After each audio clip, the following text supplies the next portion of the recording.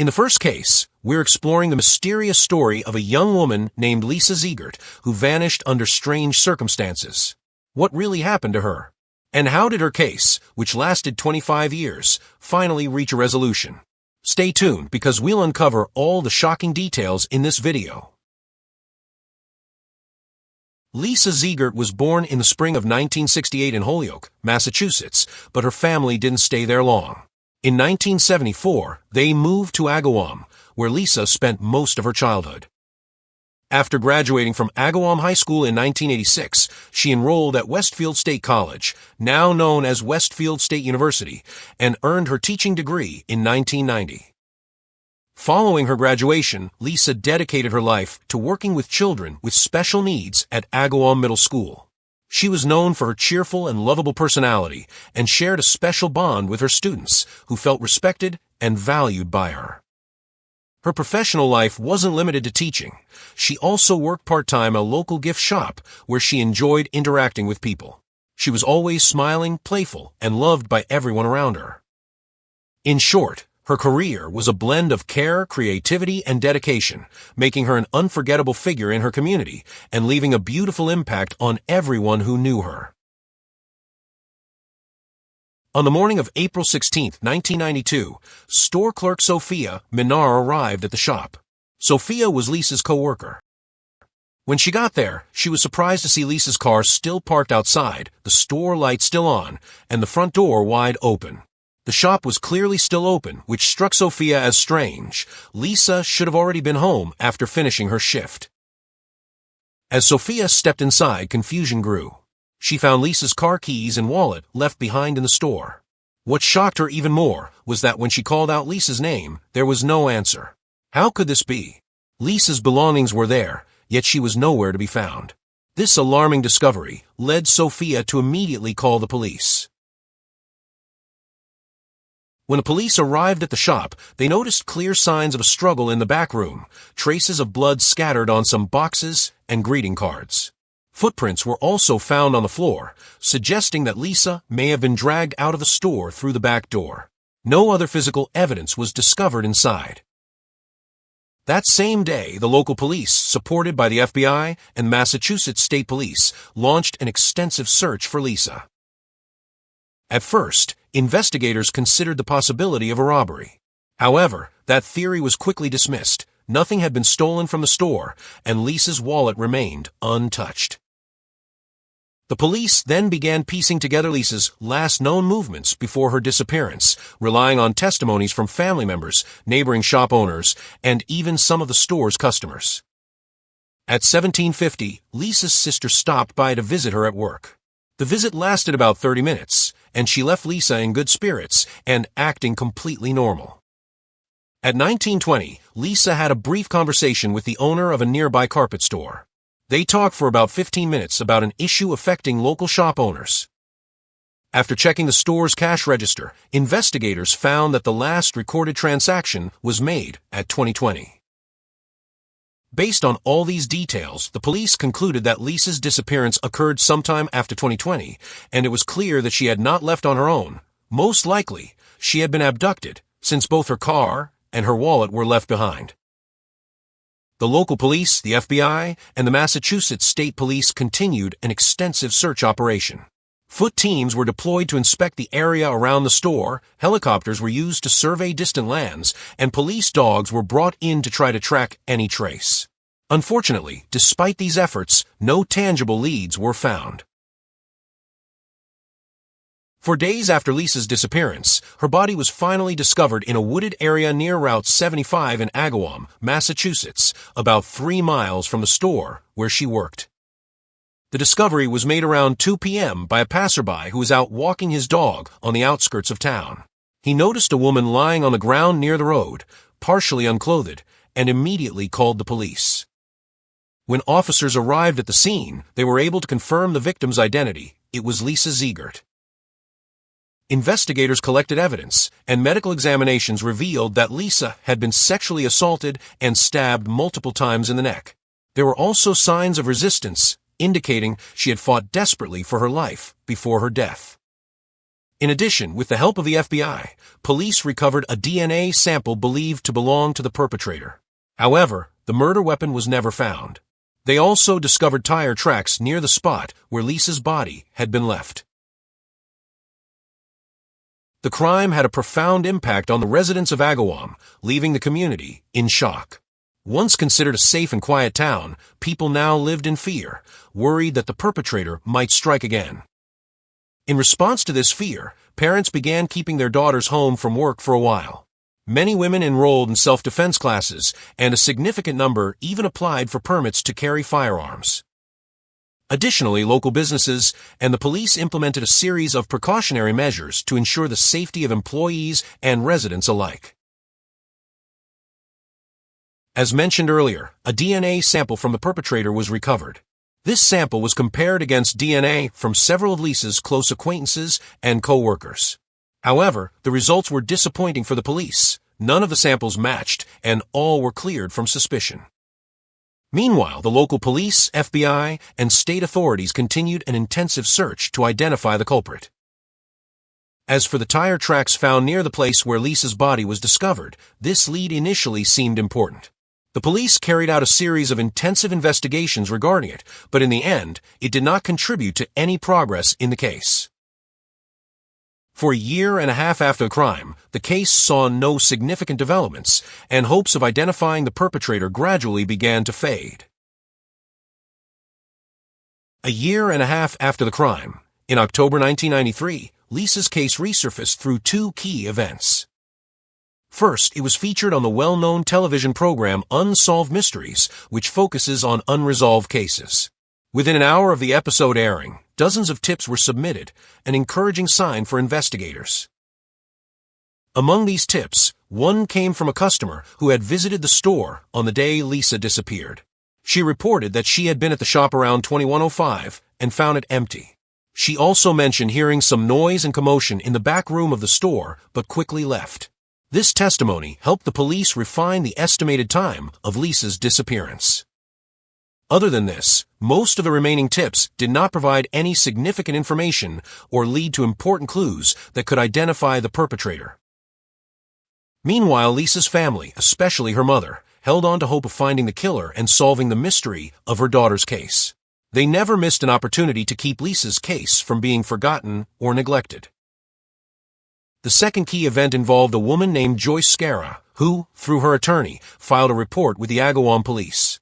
She claimed that her husband, Gary Scarra, might have been involved in Lisa's murder. Joyce's accusations were based on several points. First, Gary's excessive interest in the media coverage of Lisa's case. Joyce noted that he would rush to watch television whenever the case was mentioned, behavior she considered unusual. Second, his return home on the night of the abduction in an abnormal state, covered with scratches. Third, Gary's purchase of a music box for Joyce from the store where Lisa worked.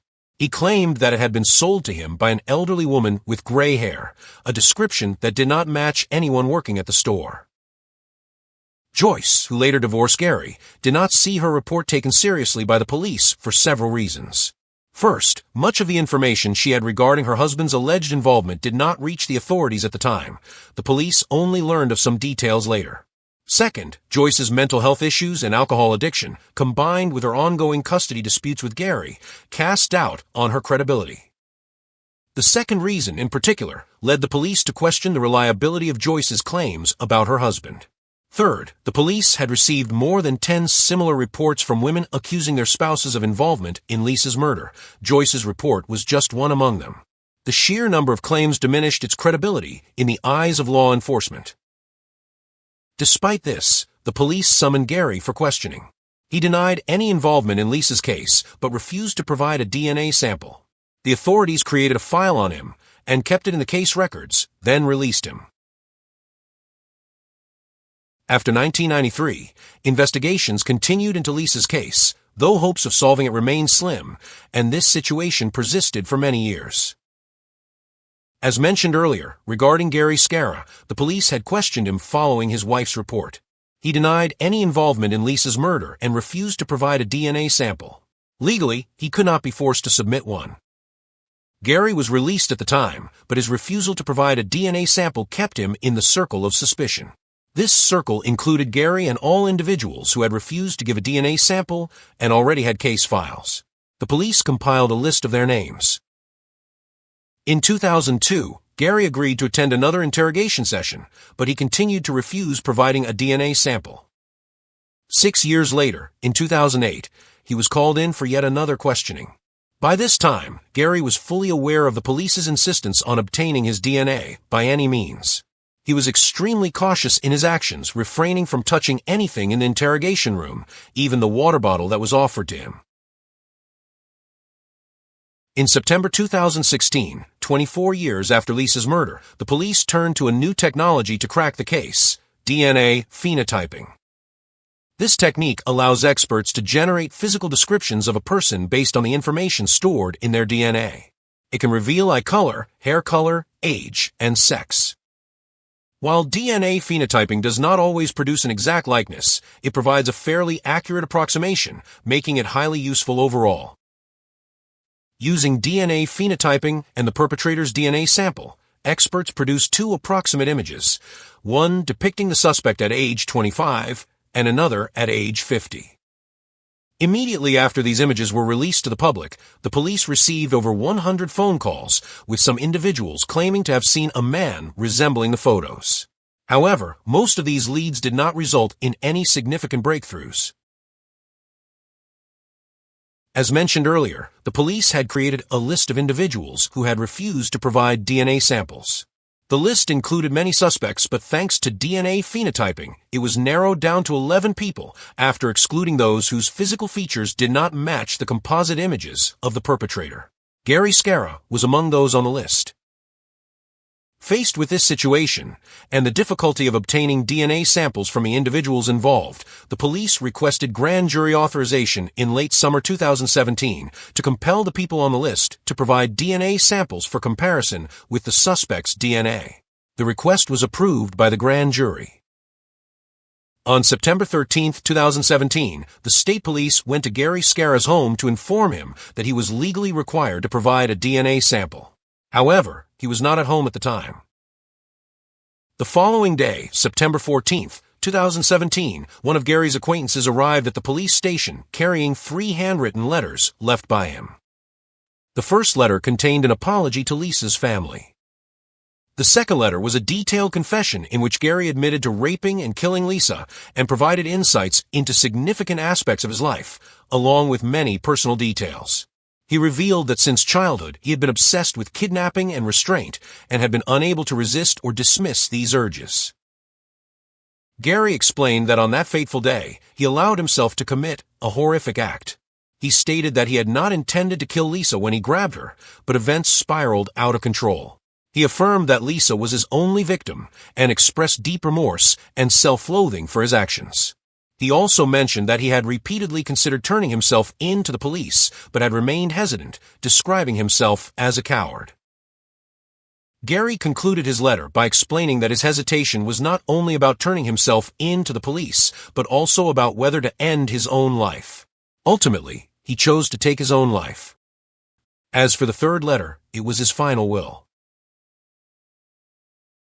After reviewing the letters, the police launched an intensive search to locate Gary as quickly as possible. Their efforts soon paid off when Gary's car was found in a parking lot at Stafford Springs Hospital. Inside the vehicle, the police discovered another suicide note placed on the dashboard.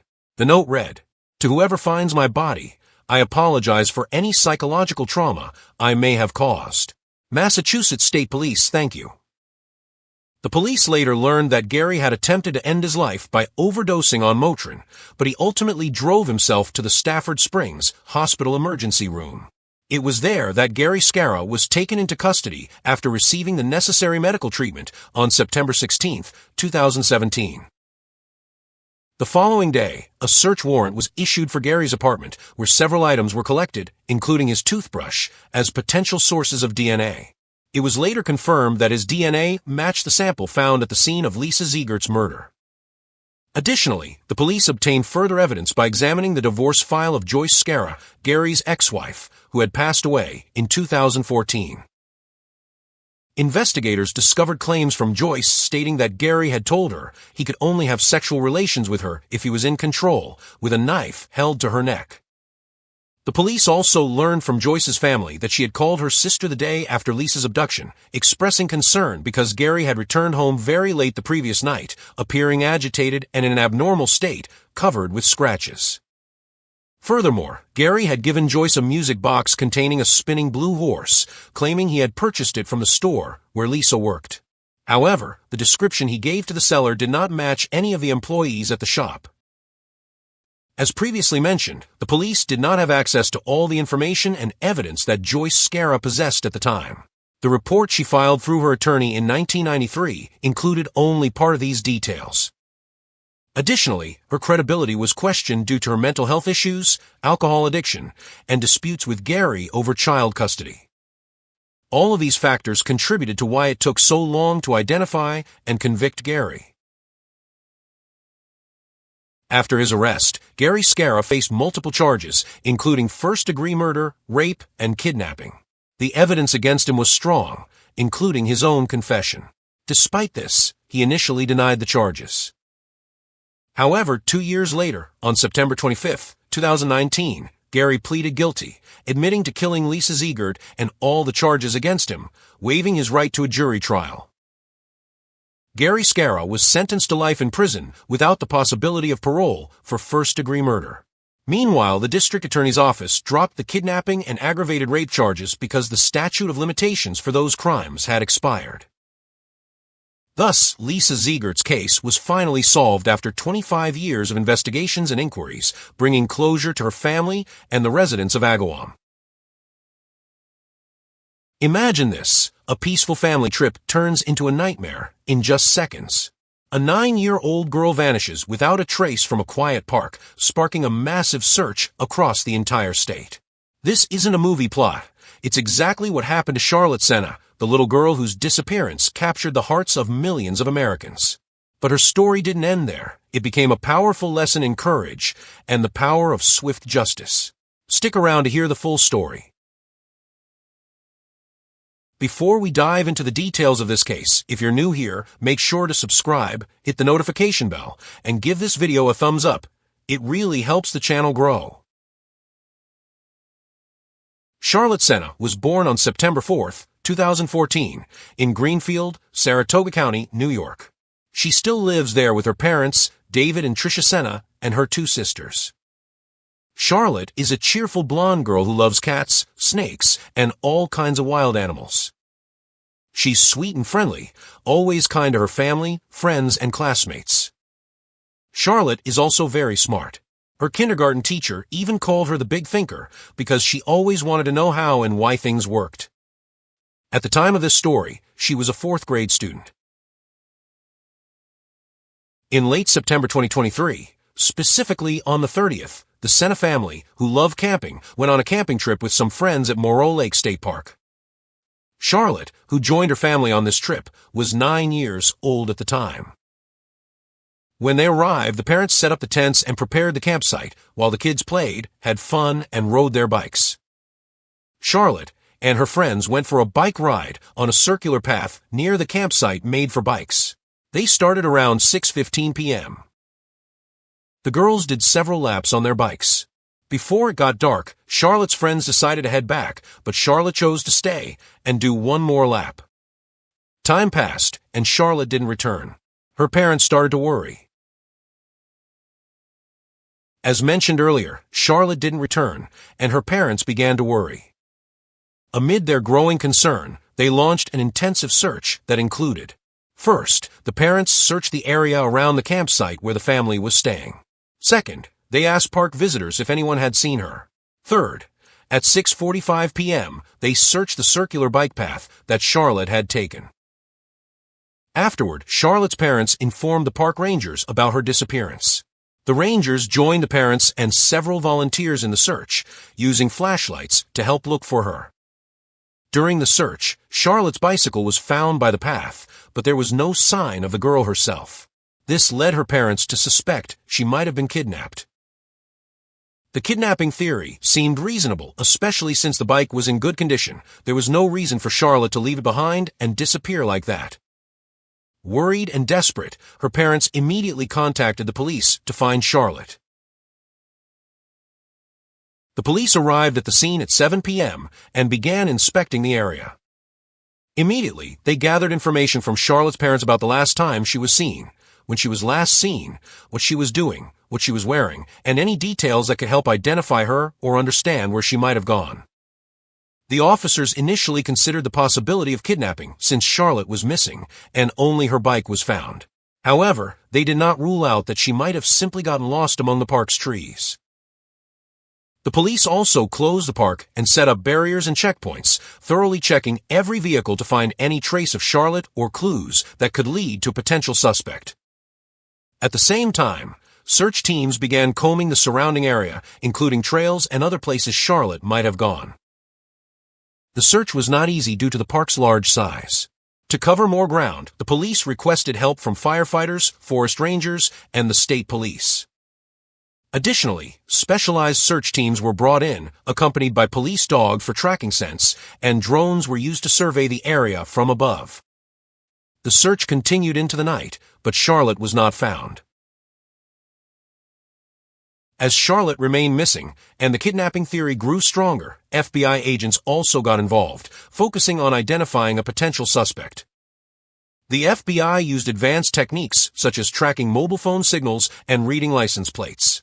They also requested surveillance footage from inside the park and surrounding areas, including traffic cameras, to help trace the suspect's movements and the timing of the incident. Authorities asked all visitors who were in the park on the day Charlotte disappeared to come forward with any information they might have.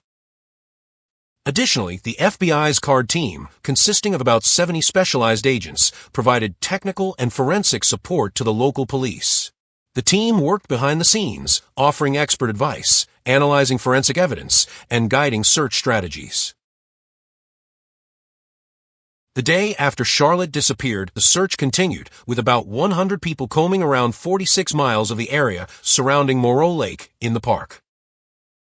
After the initial search proved unsuccessful, the New York State Police and county authorities issued official statements announcing Charlotte's disappearance and asked anyone with information to contact them. The news was also shared through local and national media, including television, newspapers, and news websites, to expand the search and involve the community in helping the police. Social media was used to share Charlotte's photos, what she was last seen wearing, and phone numbers to report any information that could help find her. Additionally, the police activated Amber Alert to quickly notify city residents about Charlotte's disappearance, hoping to gather any valuable leads. This alert was issued the day after she went missing, after police considered the kidnapping theory likely. Despite all efforts, the search did not succeed in finding Charlotte. The FBI's investigations also failed to identify a potential suspect. On October 2, 2023, while the search for Charlotte was still ongoing, a significant turning point occurred in the case. At 4:20 a.m., a man approached the Sena family home in his car, placed a note in their mailbox, and quickly drove away. This happened right in front of police officers who were monitoring the house. The man's actions seemed suspicious for several reasons. First, the timing, leaving a note so early in the morning, was unusual. Second, he was extremely careful when placing the note and left very quickly. The odd behavior immediately raised suspicion, prompting the police to examine the mailbox and the note. Their concerns were justified. The note revealed that the man was the kidnapper. He stated that Charlotte was in his possession and demanded $50,000 in exchange for her safe return. The note was immediately sent to a lab to lift fingerprints and try to identify the sender. As mentioned, the note left by the stranger was sent to a lab to check for fingerprints. Fingerprints were indeed found and then matched with the police database. The comparison revealed a match with fingerprints already on file with the New York State Police. The fingerprints belonged to a 47-year-old man named Craig Nelson Rass Jr. His prints had been taken previously when he was caught driving under the influence of alcohol. Once the kidnapper's identity was confirmed, police quickly moved to arrest him by raiding his home in Milton, New York. However, upon arrival, officers discovered that the house was no longer owned by Craig. It had been seized by the authorities due to his unpaid taxes for several years. This obstacle did not stop the police from tracking Craig's location. After further investigation, they found that he was living in a trailer on his mother's property, located behind her house. They also identified his mother's home in Ballston Spa, about 14 miles from Greenfield. After locating Craig, a SWAT team from the state police, an FBI tactical team, and other units raided his location with a search and arrest warrant. The team surrounded the trailer and managed to arrest Craig. He offered some resistance, but it was limited and quickly subdued. The raid was focused and precise, using special tactics. The teams were fully prepared, so the situation was controlled quickly, without any injuries. Initially, the teams thought Charlotte was not inside the trailer. But after a careful search, they found her alive, hidden in a closet under a pile of rags inside the same trailer. Charlotte was taken to the hospital for a checkup. After examinations, doctors confirmed that she was healthy, with no injuries and no life-threatening conditions. Upon hearing the good news, Charlotte's family rushed to the hospital, finally reunited with her. The Senna family issued a statement expressing their happiness at Charlotte's return and thanking the FBI, New York State Police, all involved agencies, as well as families, friends, and volunteers who helped. A few hours after Craig's arrest and Charlotte's rescue, the New York State Police held a press conference announcing the child had been found and the suspect arrested. After the successful raid and Craig's arrest, he was taken to the police station for questioning. He was interrogated about his whereabouts since Charlotte's disappearance and about the ransom note. Craig was charged with kidnapping for ransom, a first-degree kidnapping offense in New York State. This crime carries a sentence of 15 to 40 years in prison, or even life imprisonment. A month later, additional charges were filed against him. Craig, who was held at Saratoga County Jail without bail, pleaded not guilty to all charges and appeared uncooperative with authorities. Investigators then entered the second phase of the investigation, which included checking if Craig had any connection to Charlotte or the Senna family, analyzing cell phone location data to determine if Craig had been at the park at the time of the disappearance, reviewing park records to identify visitors who entered and paid fees that day, interviewing Craig's mother to see if she knew anything about the kidnapping before, during, or after it happened, investigating any potential links Craig might have to other unsolved disappearances or murders in the area using his DNA sample. Despite Craig's continued denial of all charges, both to the police and before a judge in Saratoga County, New York, the evidence against him was strong and multiple. First, his fingerprints matched those found on the ransom note sent to the Senna family home. As mentioned earlier, Craig's fingerprints were already in the police database from a previous DUI arrest. This was a key piece of evidence in his case. Second, Charlotte was found held captive in the trailer where Craig lived, located behind his mother's house. Third, Charlotte's testimony. After being rescued 47 hours later, Charlotte courageously gave a detailed statement to law enforcement, calmly and clearly describing everything that had happened. Her bravery and detailed account helped build what was described as a strong prosecution case. This information was crucial in convicting Craig Rass.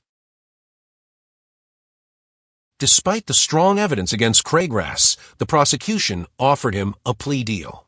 This was done to spare Charlotte from testifying in court, given the traumatic nature of her experience, while Craig continued to deny his guilt. Normally, when a defendant denies charges, the case goes to trial, and the victim must testify. Craig accepted the plea deal and changed his plea from not guilty to guilty on February 21, 2024, just weeks before his trial was set to begin. Craig Rass Jr. pleaded guilty to first-degree kidnapping and another related charge. During his court appearance, Assistant District Attorney Jennifer Buckley stated that they had more than 2,000 photos, hundreds of videos from body and surveillance cameras, emails, wireless transmissions, and witnesses to use against him. Craig agreed to the plea deal to avoid a criminal trial, successfully sparing Charlotte from having to testify in the case. Craig Rass's criminal trial was initially scheduled to begin on April 8, 2024, because he had continued to deny all charges. However, after accepting the plea deal, his sentencing hearing was set for April 17, 2024.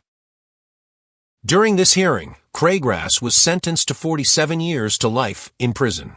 This included 25 years to life for the kidnapping charge and 22 years to life for the other charge, to be served consecutively, one after the other. Craig will not be eligible for parole until he is 94 years old. During the same session, victim impact statements were read, with the statement from Charlotte's family being the most powerful and impactful. Assistant District Attorney Jennifer L. Buckley read the statement on behalf of Charlotte, who did not attend the hearing. Charlotte's statement described the impact of the crime on her life and addressed the punishment the kidnapper deserved. Some excerpts included, "Because of you, I cannot sleep at night. I was locked up for 2.5 days, and now you will be locked up for 47 years. You chase my thoughts, but now I will chase yours. Eventually, I may forget you, but you will never forget me. You will never hurt anyone again." The statement did not mention what happened to her during the kidnapping, as the Sena family chose to keep that private to protect Charlotte. Only the investigators involved in the case were made aware of those details, which Charlotte shared despite her young age. Additionally, Tricia, Charlotte's mother, delivered a strong statement directly addressing Craigrass. She said, "He took something from her daughter that cannot be replaced, and she will never forgive him."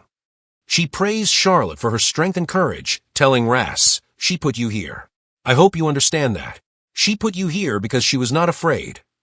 Tricia requested that the media and attendees refer to Charlotte as the survivor rather than the victim. She expressed her hope that Rass would feel the absence of his family over the next 47 years. Charlotte Sena's story carries many important lessons on a personal, family, and community level. Here are the key takeaways. Personal level. 1. Be cautious during outings. Even places we consider safe, like public parks, can be dangerous under certain circumstances. Staying in groups reduces risk. 2. Trust your instincts. If something feels off or someone acts strangely, it's better to move away or alert an adult. 3. Learn survival skills. Knowing how to call for help, shout to attract attention, or attempt to escape in danger can save lives. Family level. 1. Supervise children closely. Watching children, even in seemingly safe places, reduces the chance they could be taken advantage of in a short moment. 2. Teach children about strangers. It's important for kids to know how to respond if approached or lured by someone unfamiliar. 3. Use technology wisely. Tracking devices or smartphones can help locate children quickly when needed. Community level. 1. Effectiveness of Amber Alert. This case showed that activating Amber Alerts helps spread the news quickly and contributes to finding the victim alive. 2. Importance of cooperation between authorities. Coordination between local police, state police, and the FBI was crucial in quickly capturing the criminal. 3. Monitoring former offenders. Craigrass had a prior record, highlighting the importance of oversight for people with previous convictions in child-related cases. The deepest lesson from Charlotte's story is that danger may be closer than we imagine, and a fast response from family, community, and law enforcement can save lives. It also gives hope that justice can be achieved relatively quickly when evidence and cooperation are available. A small family was living peacefully in a quiet town when suddenly disaster struck. An event turned their lives upside down. A young girl from this family, named Jamie Kloss, vanished without a trace. What happened to her? And what became of the rest of the family?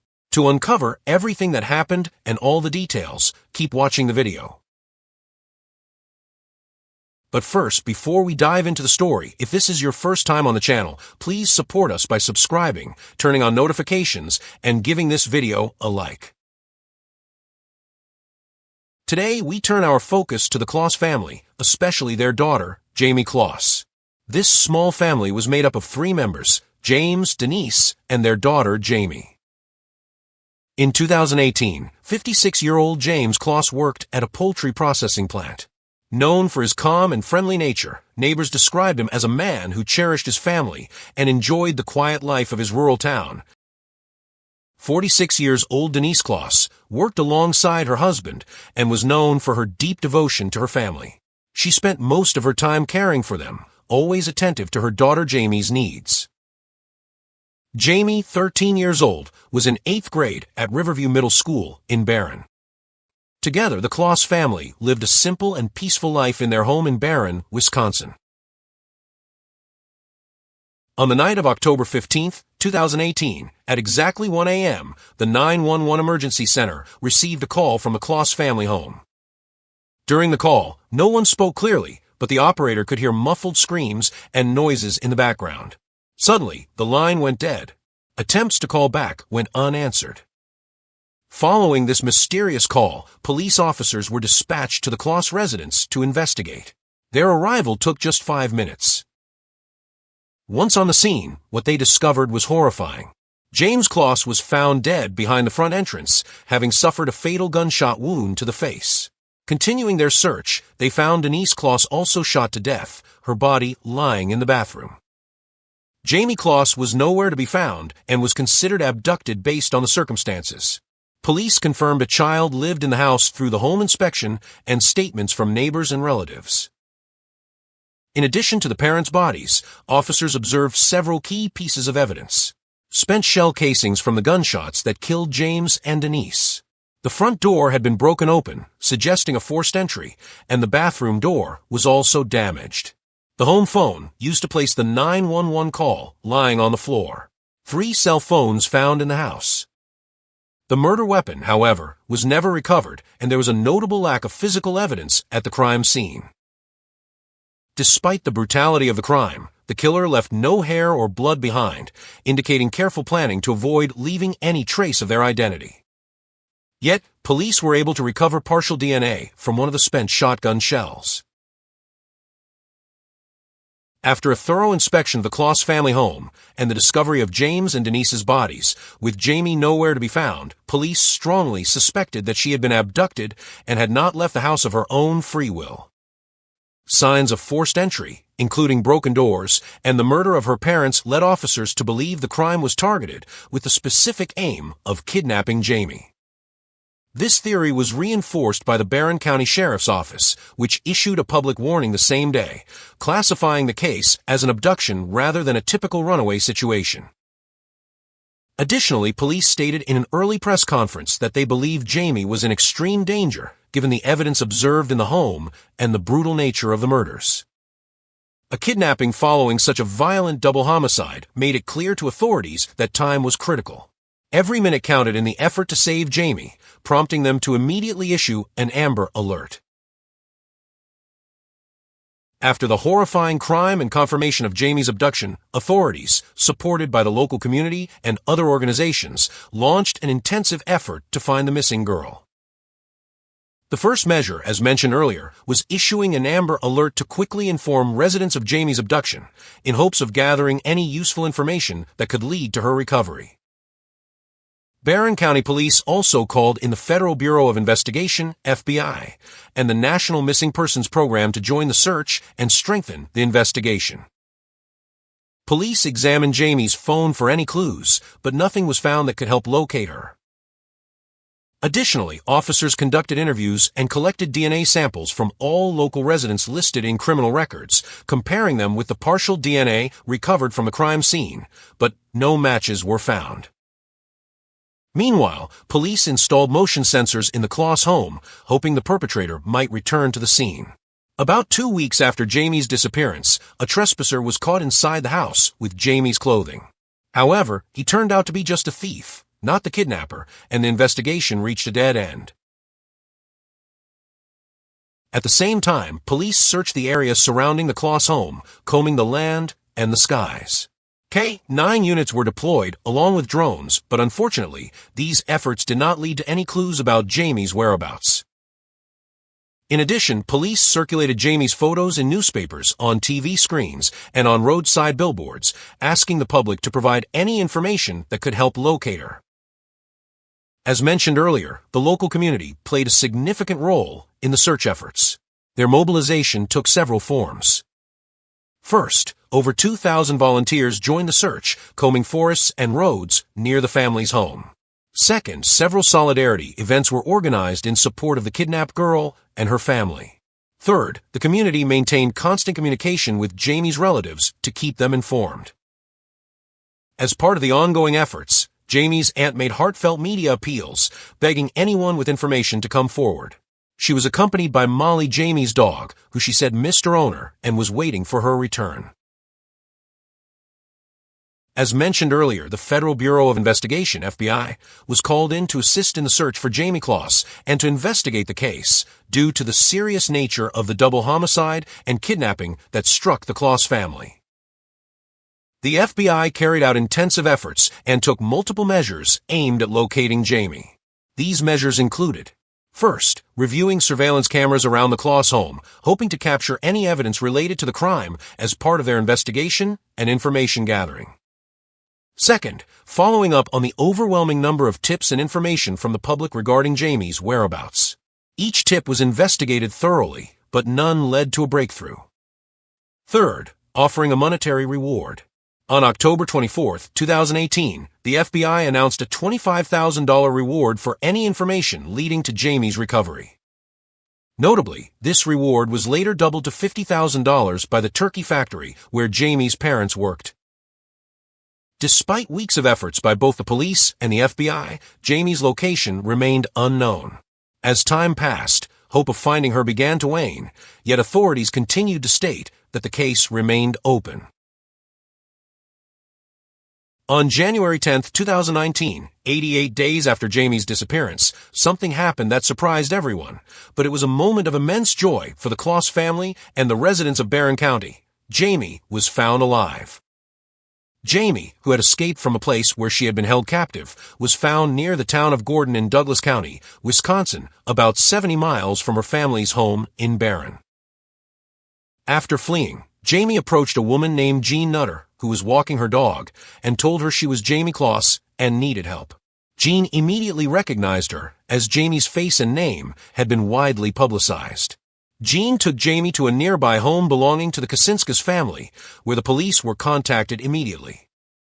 Jamie informed Jean Nutter and the Kacinskas family of her captor's identity, Jake Patterson, 21 years old, and revealed the location where she had been held. Police quickly arrived at the scene, taking immediate and intensive measures, focusing on Jamie's safety and the capture of her abductor. The area was secured, and Jamie was moved under heavy protection to a hospital to ensure her well-being, even though she showed no visible injuries. Medical examinations later confirmed that she had not suffered any physical harm. At the same time, after learning the location of Jake Patterson's home, police secured the surrounding area and set up roadblocks to intercept him if he returned. Shortly afterward, police apprehended Jake Patterson when his car was stopped on his way back home.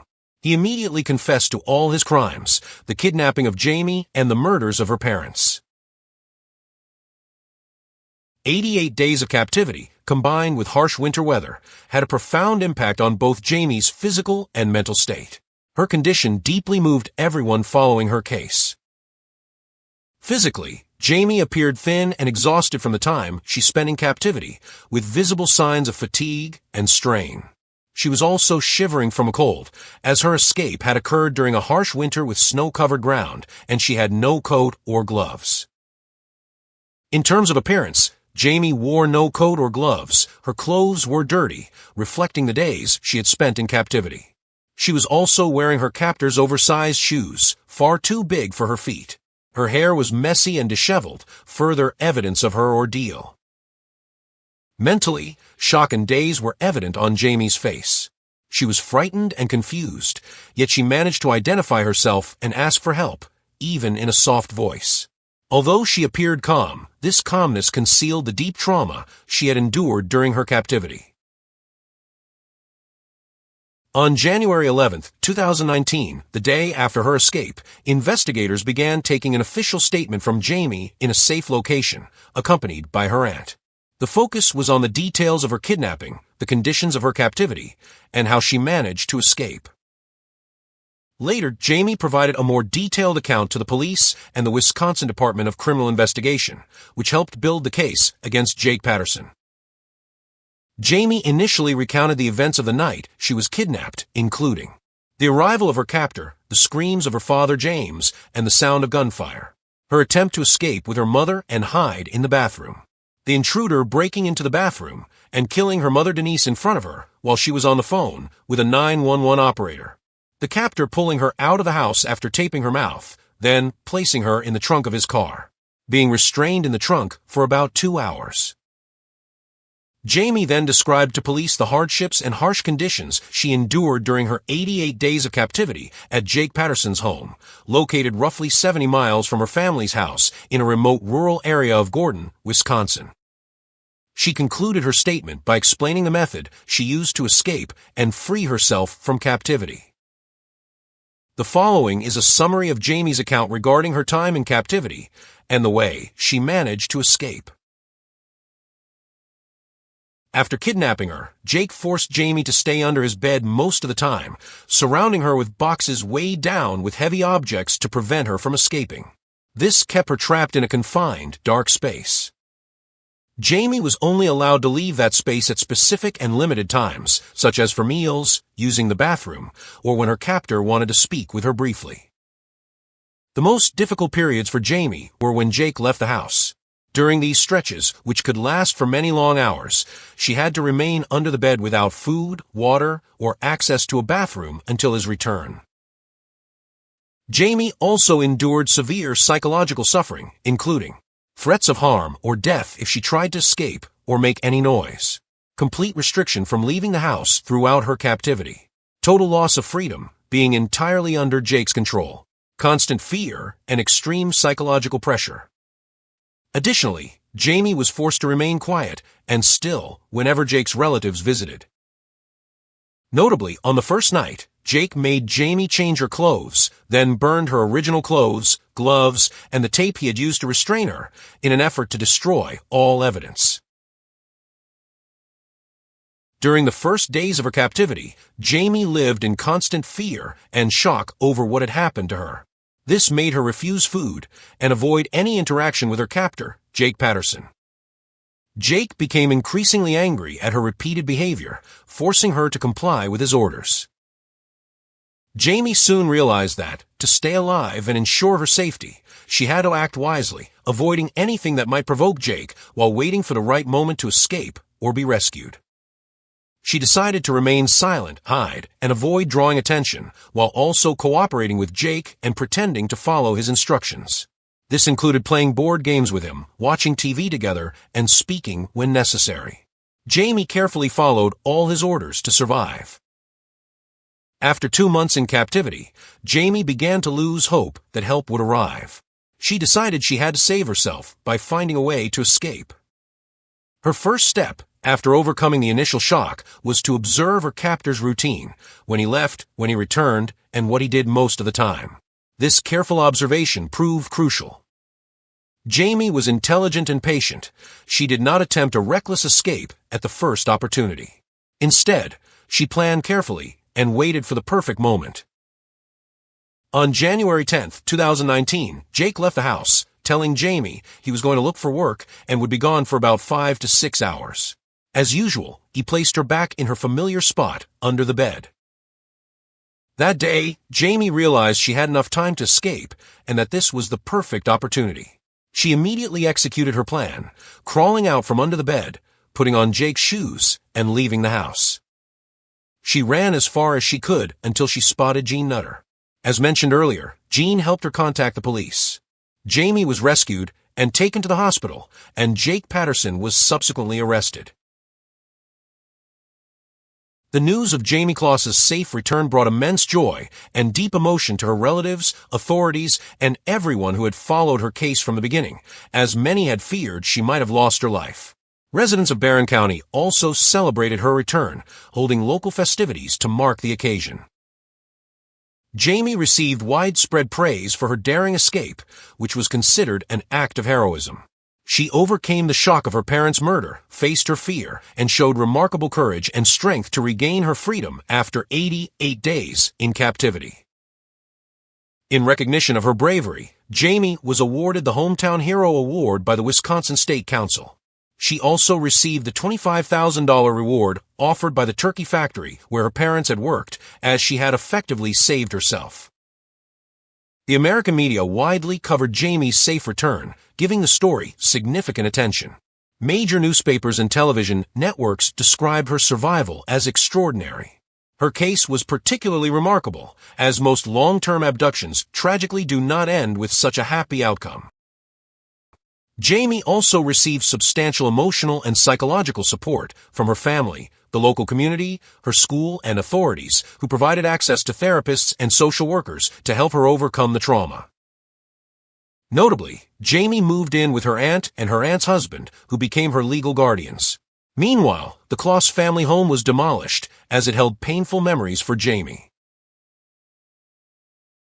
Jamie Kloss's successful escape and the arrest of Jake Patterson marked a major turning point, followed by a series of rapid and significant developments on both legal and personal levels. As mentioned earlier, immediately after his arrest, Jake Patterson gave a full confession. He later provided a detailed and lengthy statement to investigators during an interview where no lawyer was present. This confession allowed the police to uncover many details about the crime. Jake told police that he did not know Jamie or her family beforehand. He claimed that he first saw her at a bus stop, which sparked his desire to kidnap her. He also explained his premeditation and preparations before committing the crime. He shaved his head and face completely, wore gloves and black clothing, and cleaned his gun shells to avoid leaving any evidence. Additionally, he stole a license plate from another car to further cover his tracks. Jake provided full details of his break-in at the Kloss family home, the murder of James and Denise Kloss, and the kidnapping of their daughter Jamie, who he placed in the trunk of his car before driving her to his house in the rural Gordon area. He also told police about Jamie's captivity, including placing her under the bed, threatening her if she tried to escape, and playing music to cover her sounds. Jake denied committing any sexual assault against Jamie. 3 charges were brought against Jake Patterson. First, 2 counts of first-degree murder for the deliberate and premeditated killings of James and Denise Kloss. Second, the kidnapping of 13-year-old Jamie Kloss from her parents' home. Third, armed burglary of the Kloss family home. In March 2019, Jake Patterson pled guilty to all charges: murder, kidnapping, and burglary. According to his attorney, this plea spared Jamie the pain and distress of testifying in court. On May 24, 2019, sentencing was handed down. Patterson was sentenced to life in prison for the murder of James Kloss and another life sentence for the murder of Denise Kloss, meaning 2 consecutive life terms. Additionally, he received 40 years in prison for the kidnapping of Jamie, to be served after the 2 life sentences. The judge also ruled that all sentences would be served consecutively without the possibility of parole, ensuring that Patterson would remain in prison for the rest of his life. The judge described the crime as one of the most brutal in the county's history, emphasizing the severity of Patterson's actions and that he would never be allowed to return to society. During the sentencing hearing, Jamie Kloss's victim impact statement was read by her aunt Jennifer Smith. The statement included several key points. First, Jamie spoke about what Jake Patterson had taken from her: her parents, whom she loved dearly, her home, where she once felt safe, her room, which she cherished, and her personal belongings. She added that losing the most important things in her life in such a violent way would remain a lasting, traumatic memory. Second, she mentioned how her daily life had changed. She now uses a security system at home to feel safe while sleeping, and she finds it difficult to go out in public, often feeling fear and anxiety. Third, Jamie emphasized the things that Jake could never take from her: her freedom. She highlighted that she had been smart and brave enough to regain her liberty and would continue to enjoy it, unlike him. She expressed her determination to move forward and achieve meaningful things, which he could never do. Fourth and last, she concluded her statement by saying that Jake Patterson must remain in prison for life. After reading the statement, the judge praised Jamie's ability to express herself despite her young age, emphasizing that her courage had been crucial in revealing the crime and saving herself. The story of Jamie Kloss carries several important lessons. 1. The power of will despite trauma. Despite her young age and the terror she endured, Jamie showed incredible courage and sought an opportunity to escape. This demonstrates that humans can face and overcome even the most difficult circumstances. 2. The importance of an alert and aware community. The woman who encountered Jamie on the road listened carefully and acted quickly by calling the police, which helped save her. Anyone can become a lifeline if they pay attention and do not ignore warning signs. 3. Support after survival is as important as the rescue itself. After her return, Jamie received immense family and community support, helping her rebuild her life. This shows that victims need not only rescue, but also help to start over and regain stability. 4. Justice can be swift when evidence is strong. Jake Patterson's confession and the details of the crime quickly resolve the case, sparing Jamie from testifying in court. This shows that the justice system can sometimes protect the victim from further pain. The most important lesson remains: even in the face of tragedy, hope and courage can save lives, and a conscious, supportive community is the first line of defense against evil. Finally, don't forget to support us by subscribing to the channel and liking the video. We'll see you in the next episode.